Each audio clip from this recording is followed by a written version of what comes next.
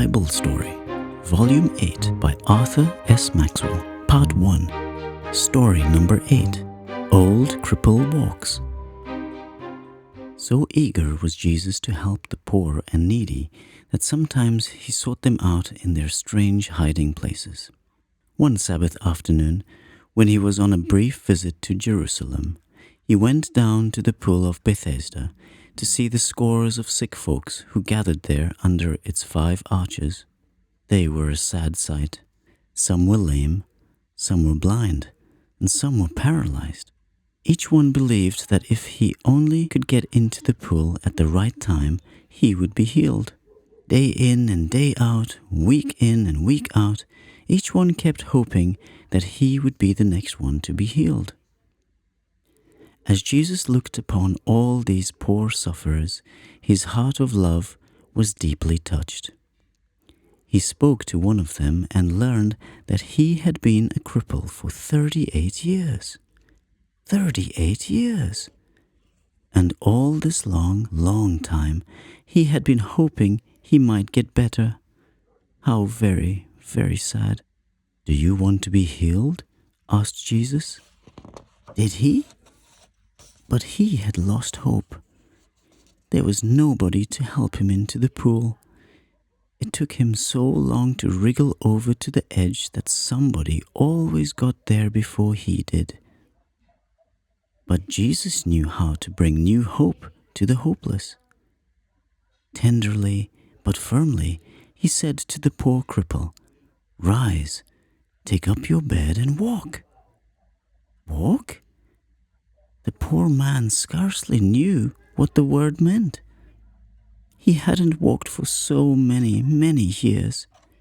He was so weak, so stiff, But no, he wasn't. Not anymore. Something had happened inside him. He struggled to get up. There was no pain. He found he could bend his knees. He could stand. True, he was a bit shaky, but getting steadier all the time. It was wonderful. Then he stooped to pick up his bed or pallet, just as Jesus had told him to. And it didn't hurt to bend. He was healed. He was well. He could walk and run and jump again after 38 years. Wonder of wonders. It was too good to be true. So excited was he at finding himself well that he never noticed who it was who had healed him. When he looked around to thank him, Jesus had gone. So he walked out through one of the 5 arches, right into trouble. A group of people outside asked him what he meant by carrying his bed on the Sabbath. Sabbath?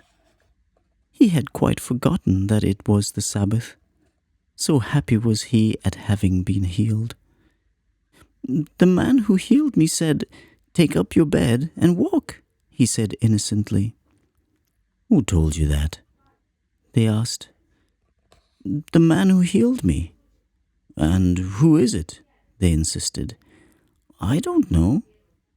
And he didn't. But a little while later, when he went to the temple to thank God for being healed, he met Jesus again. Jesus now told him not to sin anymore, lest something worse should happen to him. Then he recognized Jesus as the one who had healed him.